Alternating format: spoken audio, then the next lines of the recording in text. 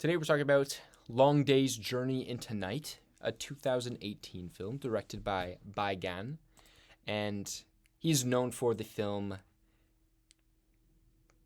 Kylie Blues. And I remember, I think it was this film that was mentioned in one of my film classes at some point, that it has this crazy 50-minute long one take where they're driving a motorcycle down to a village and things like that. I'm pretty sure that's this film. Very cool. And then he also has a movie coming out in 2024. I'm pretty sure it's this untitled Bai Gan project. So that is exciting. I will look out for that because, Long Day's Journey to Night, it's the only film that I've seen by him. But, man, I don't know where to start because I think I was pretty tired when I was watching this movie. And it's at the same time a really good movie to watch while you're tired and a horrible movie to watch while you're tired. Because on the good side, this movie is just a dream. This is dream-like cinema trying to represent what it's like to be in a dream, and it does it so well with not just the narrative and the incredible cinematography. But at the same time, it's horrible to watch when you're tired because it just doesn't make any sense. I had a very, very hard time following this, and this was last night, so I won't have the most insightful things to say about this movie. Let me say that up front. I did watch a YouTube video on it after to try to help fill in some of the blanks, and so I get a bit of the gist of it, but again, this movie, absolutely incredible cinematography. I think that the way the movie is structured is so unique, and it's pretty incredible to see. The trailer said definitive art house cinema, and this is just very, very art house. And lastly, the just set designs and just the images that they're able to get. So cinematography mixed with the set design, because the colors in this movie really, really popped. The atmosphere of this movie, the darkness of so much of this movie really popped. I think one scene that really stuck out to me, or just one shot that really stuck out to me, that started about halfway through this movie.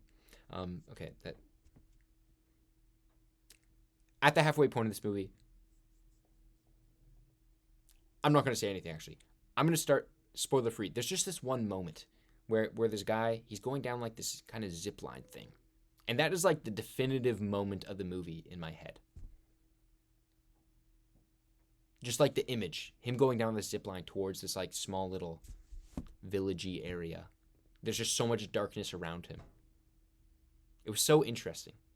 And so before I go into spoilers, because I'm not going to go into heavy spoilers analyzing everything. There's just you should watch this movie without knowing what's coming. So, first of all, this movie was released in 3D back in 2018, and apparently, what I read from the Letterboxd comments was that there was a disclaimer at the beginning of the movie that said, put on your 3D glasses when the character in the movie puts on his 3D glasses.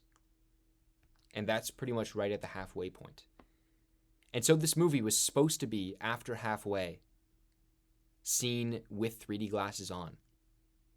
And that definitive moment when you're supposed to put it on creates such a stark difference and such an interesting contrast between when you're not supposed to be seeing it in 3D and when you are.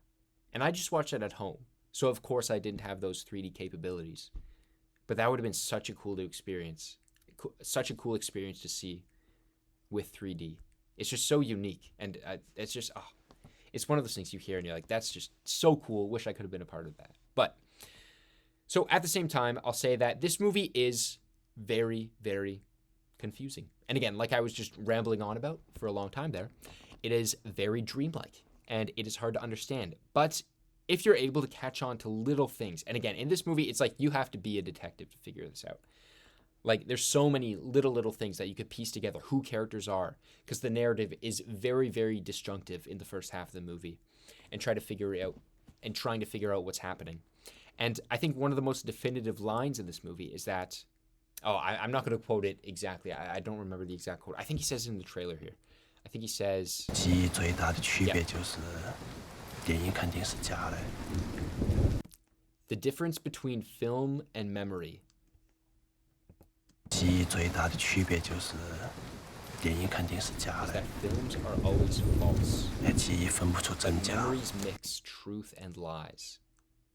The difference between film and memories is that film is always false, but memories mix truth and lies. And that is the definitive statement of this movie. If you're watching this movie, the first half, or the whole movie, is a mix of truth and lies. And you have to figure out what those truths and lies are, or what they could be. But also, you really don't have to figure it out, because you could just go along for the narrative and feel everything that you're supposed to feel throughout this 2 hour, 18-minute runtime. Because, yeah, it plays out like a dream. Like I said before, this is the most dreamlike movie I think I've ever seen. The narrative, so disjunctive, but it's just so much emotion that's going on. And that's what dreams are, really. It's kind of just the subconscious giving you a movie that's playing in your head while you're asleep. And that's exactly what this is. But the difference between film and dreams is that films are false. And so that statement, if we're like just throwing ourselves fully on into the narrative of the film, if we're seeing this as a dream rather than a film, and the actual real life is what the main character is feeling,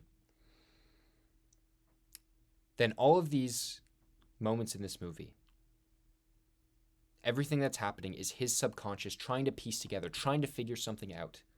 And we learn early on that, yes, he's in the search for the woman he loved. It says even here in the log line. And it's just all of those emotions coming together, those moments.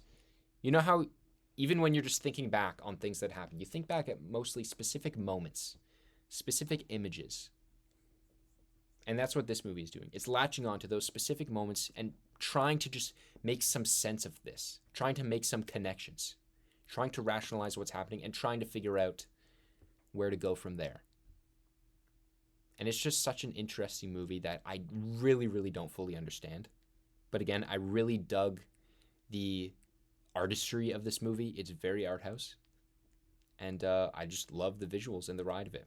And so from now on, spoilers from now on, because the big thing that I wanted to say, that I think going to this movie, it's great not to know. Even though, honestly, a lot of people probably go into this knowing what's coming. But after the second half of this film, and apparently if you're watching in a theater, you're supposed to put on your 3D glasses. It's a one take for over an hour. And it's awesome. It's incredible. Just like in Cali Blues, you had that one take for 50 minutes. This one is a one take for an hour in this dreamscape, following this guy on a motorcycle across the zip line through the air. And then the house spins at the end. It is one of the most amazing shots I've ever seen. And I know it is probably not all one shot, because there was a lot of moments where it like flies by like just a wall. And I'm sure they just hide cuts in there. But it's just a spectacle, and you should watch the movie just for that alone, just for the second half alone. Because again, everything feels so disjointed. Like the dreaminess of this is nailed so incredibly hard in the second half. It's like he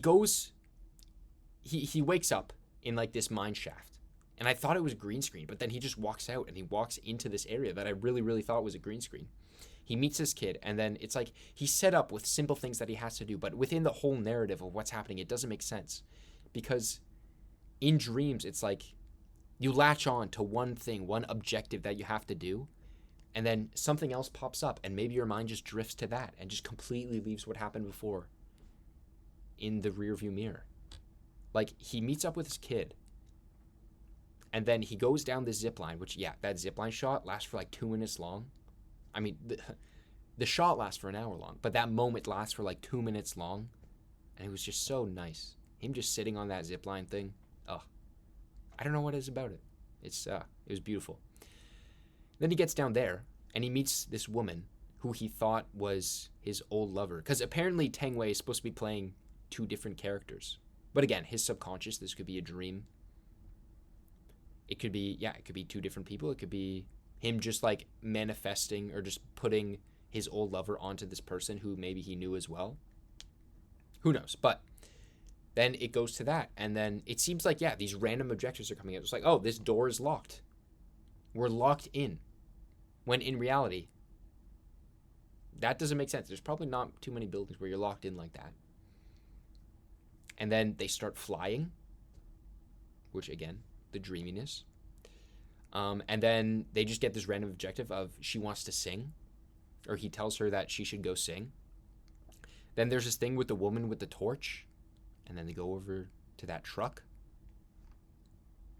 And then he has the gun, and then they come back, they go to the room that's spinning, and there's like,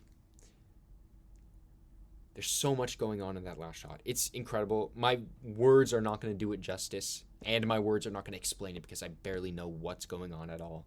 But it's incredible, and you should definitely go check it out. And the last thing I'll say, I watched this explanation video on Long Day's Journey Tonight by Only Nice Things, and I really dug it. He explains it very matter-of-factly, very clearly. And again, I know some people might be against like watching videos or just reading up on like, oh, what really happened in this movie. I don't know. I really do like watching some of those videos and reading up on some of that just to try to, piece some things together. And with those pieces, I can still have my own take on it. Yeah, he was explaining that so many different pieces of this film from the beginning was so many different characters and places and times that you're supposed to try to piece together. But again, I still enjoyed the vibe of this movie so much. And now I'm understanding this poster. It's the spinning room. But yeah, it was a crazy movie. Very dreamlike. Tang Wei is great. I really like her. She was in Decision to Leave. And this guy as well, Huang Ju, he was great as well. Really good. Don't know if he's really in anything else that I know, but I can't really say I know any of those, but he was great as well.